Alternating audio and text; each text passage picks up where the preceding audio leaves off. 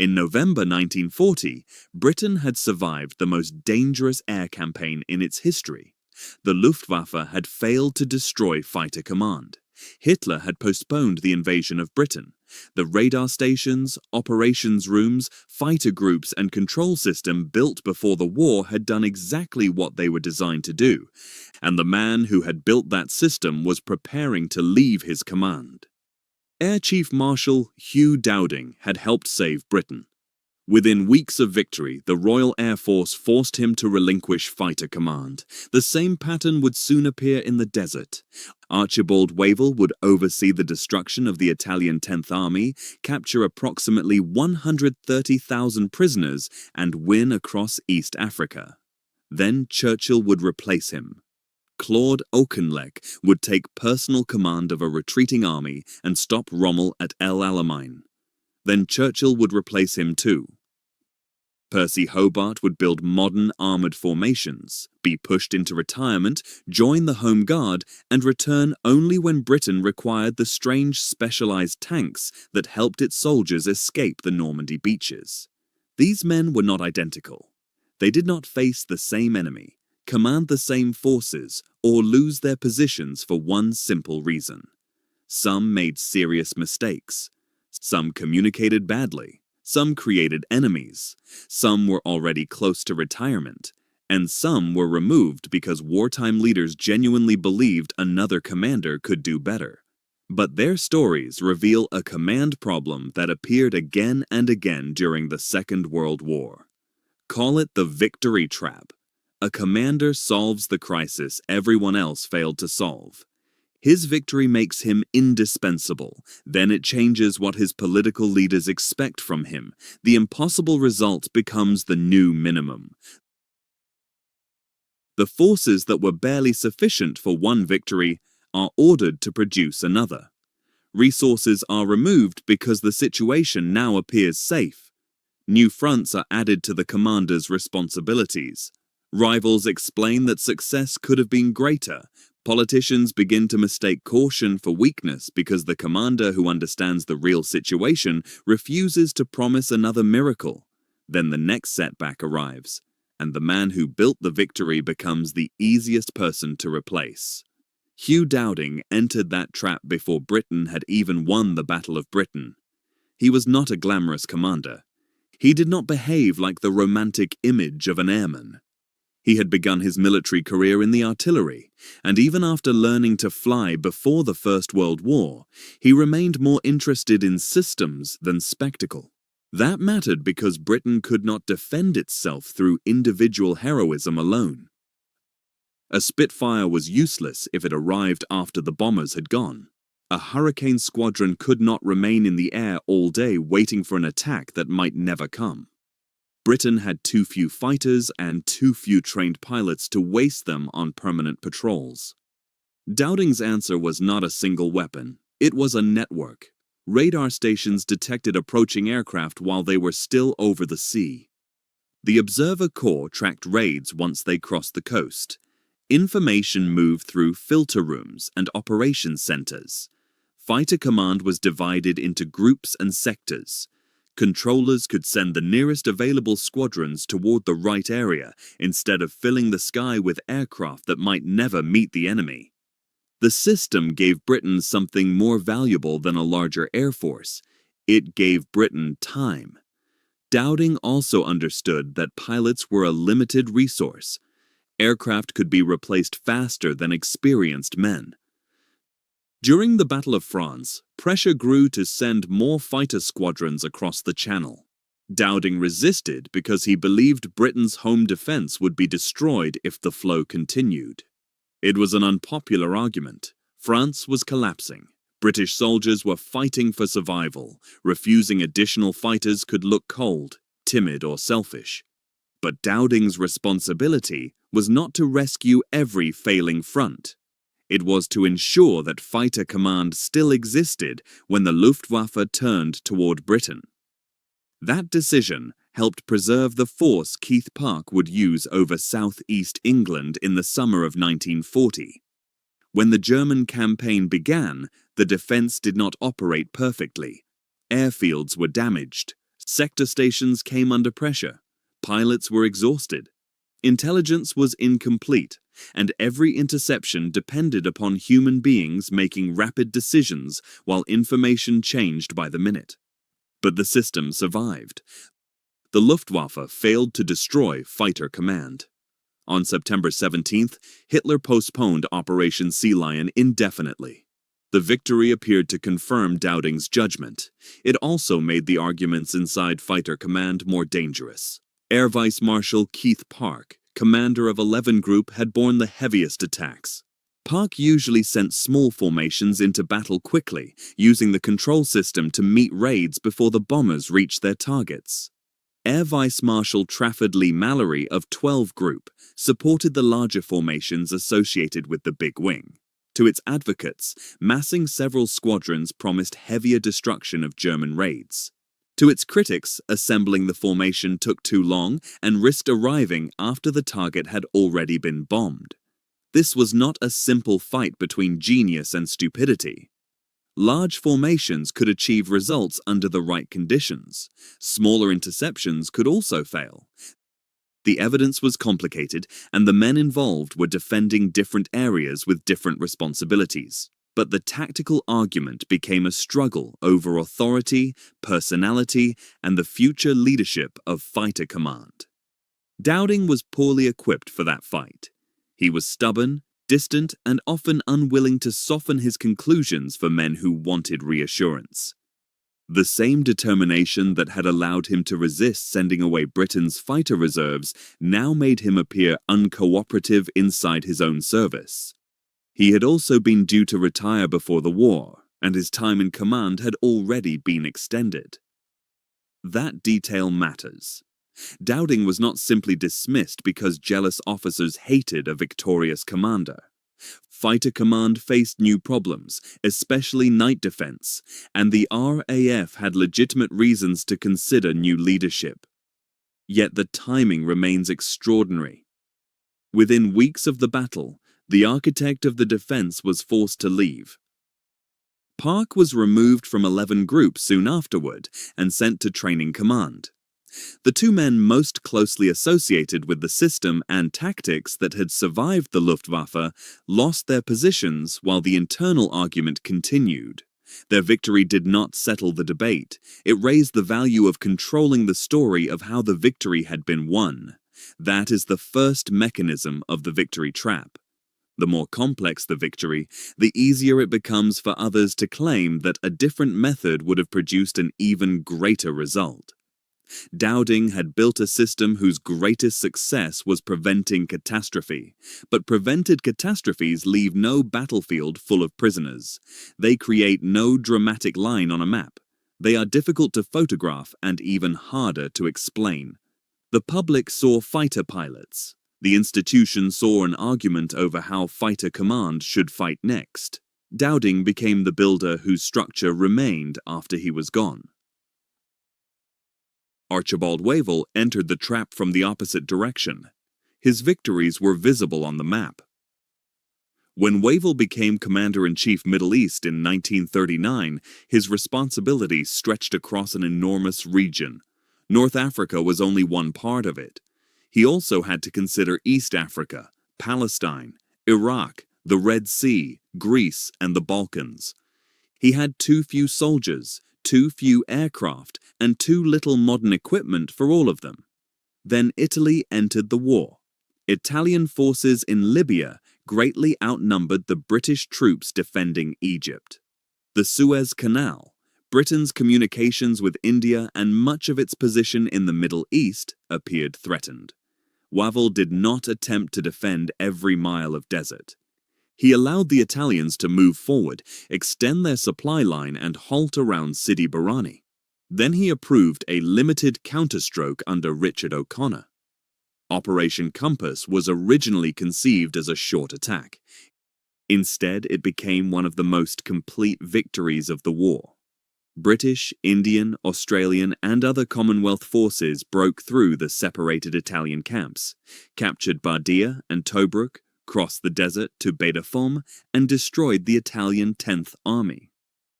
By February 1941, approximately 130,000 prisoners had been taken.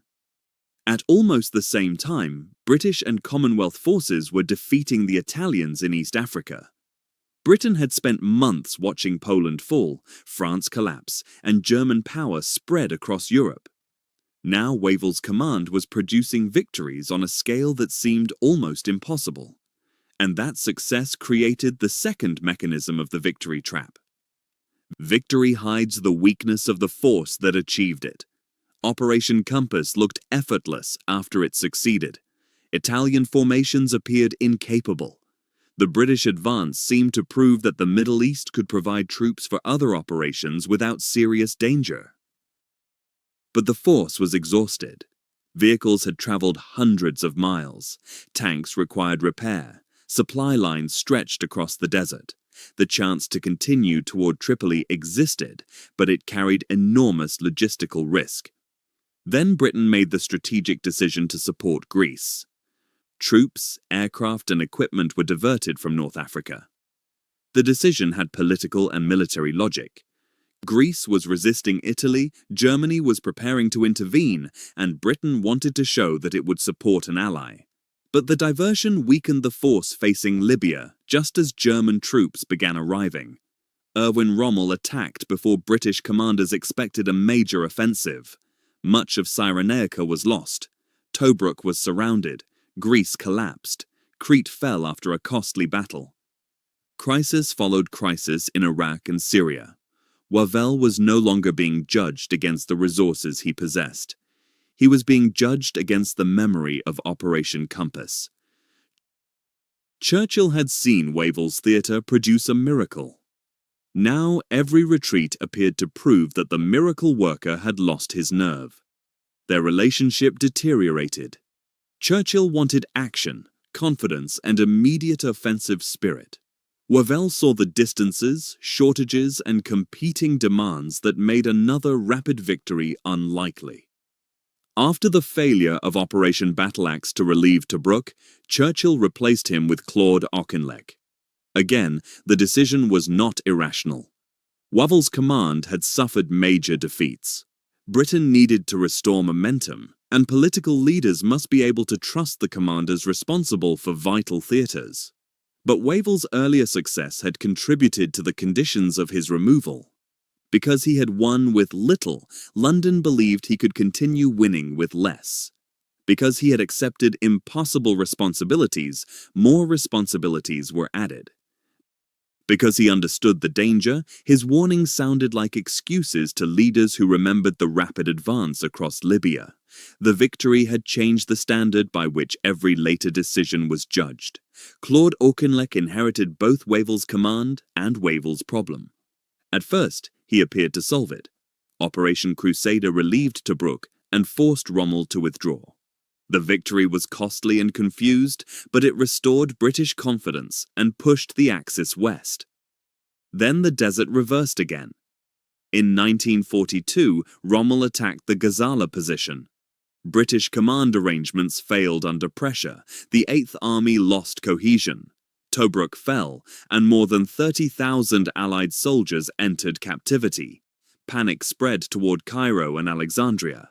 Auchinleck relieved Neil Ritchie and took personal command of the Eighth Army.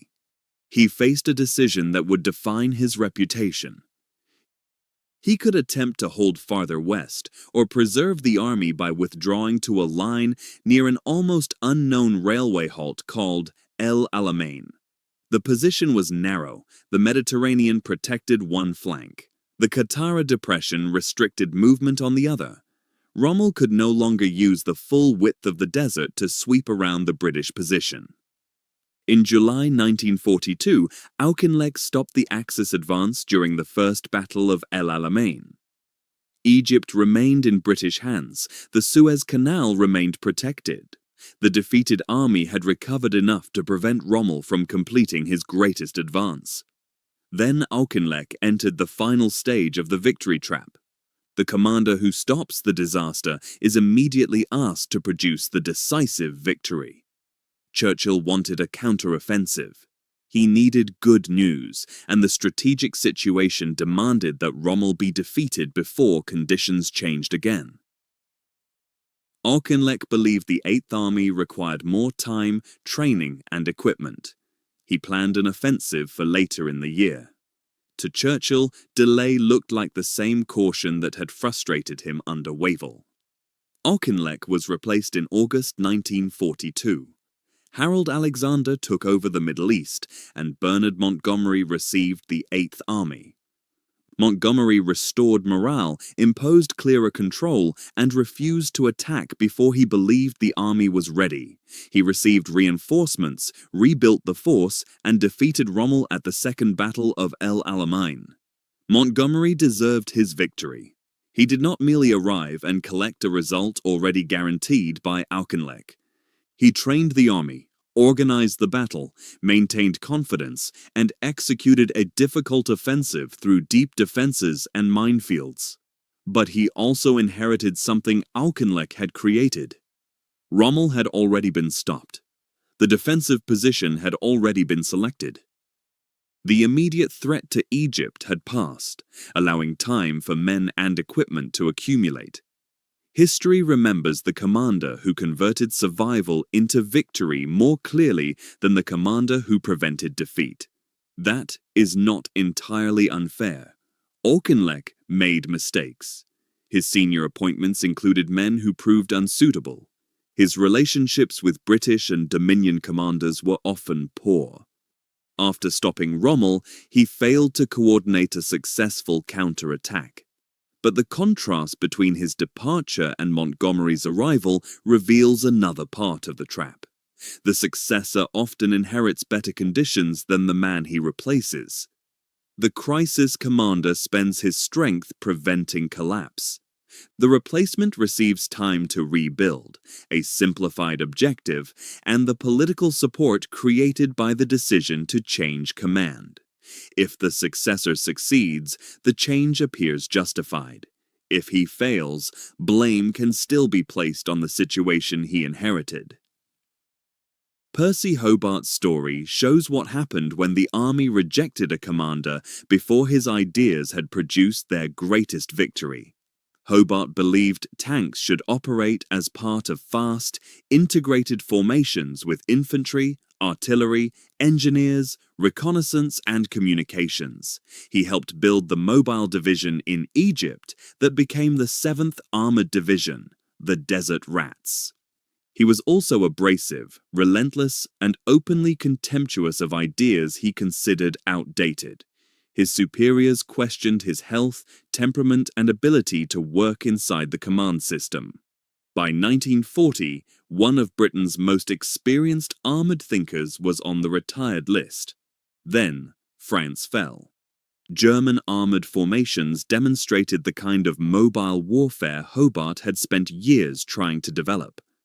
While Britain prepared for invasion, Hobart joined the local defence volunteers, later the Home Guard. A former major general who had trained a modern armoured formation was serving far below his previous status. Churchill became interested in his case, and Hobart returned to active service. He formed the 11th Armoured Division, but once again he did not lead it in battle. His final assignment appeared less glamorous than field command. It became the work that defined him.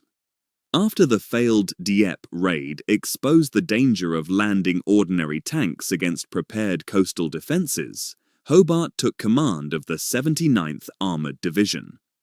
The formation developed and operated specialized vehicles designed to clear mines, cross ditches, lay bridges, destroy fortifications, and move across difficult beaches.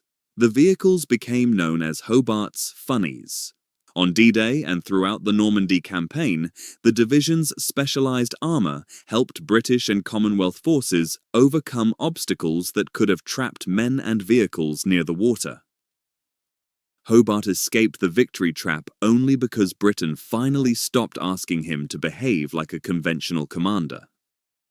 The institution found a role that matched his strengths. He did not need to soothe every superior or control one normal armored division in the usual way.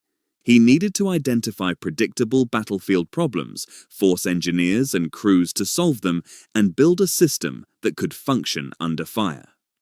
The difficult personality did not disappear. The task made it useful. That may be the deepest lesson in all four stories. Britain did not remove successful commanders simply because it hated talent. Wartime command is political as well as military. A commander controls national resources, affects alliances and influences whether a government survives. Technical skill is not enough. He must communicate, cooperate, and retain the confidence of those who give him troops and objectives. Dowding could be obstinate and distant.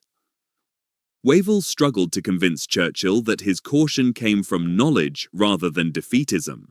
Auchinleck failed to build a stable senior command team and could not produce the immediate offensive London demanded. Hobart created resistance wherever his contempt for conventional thinking became contempt for the people who held it. Their removals were not proof that everyone above them was foolish, but the system repeatedly made the same mistake. It confused the ability to explain victory with the ability to create it. Builders often look unimpressive after the system is working. Dowding's network made interceptions appear natural. Wavell's offensive made the Italian army appear harmless. Auchinleck's stand made El Alamein appear like an obvious place to stop Rommel. Hobart's machines looked eccentric until the beach obstacle in front of them disappeared. Once the solution exists, the original problem becomes difficult to remember.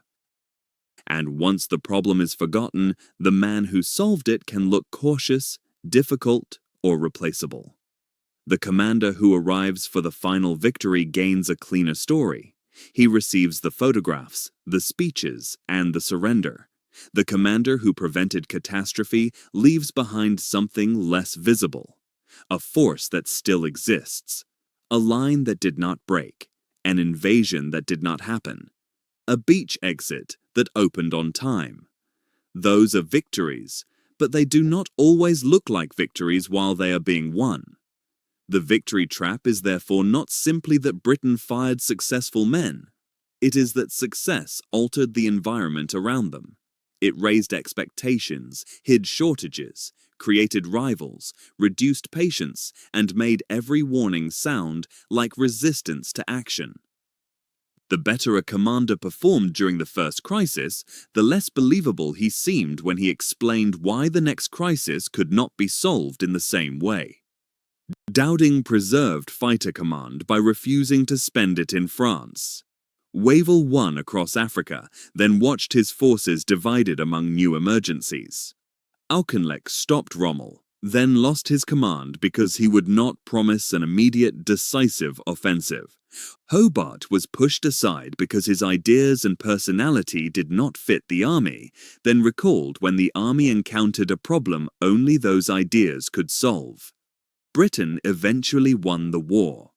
That fact can make every command change appear like one necessary step toward the final result. But victory does not prove that every discarded commander deserved to be discarded.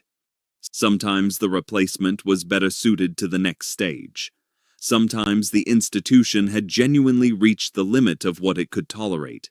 And sometimes the country removed the man who had created its advantage because the advantage made his work look easier than it had been. That is the danger every military strategist had. Commander can be destroyed by failure, but he can also be destroyed by the expectations created by success. Britain's best commanders did not all fall into the same trap. They encountered different versions of it. Dowding won a battle whose decisive weapon was an invisible system. Wavell won so dramatically that London forgot how little he had used to do it. Auchinleck saved an army and was judged for not immediately turning survival into triumph. Hobart was rejected until the battlefield finally became strange enough for the army to understand him. Their stories reveal a brutal rule of wartime command. Winning the first impossible battle does not protect a commander. It often guarantees that he will be ordered to win the next one with less time, fewer resources, and no permission to fail. And when the miracle cannot be repeated, history usually remembers them were PI. Which of these commanders do you believe Britain treated most unfairly? And when does replacing a victorious commander become necessary rather than wasteful? Subscribe for more true stories about the forgotten British commanders, hidden systems and impossible decisions that shaped the Second World War long before the credit reached the men history remembers.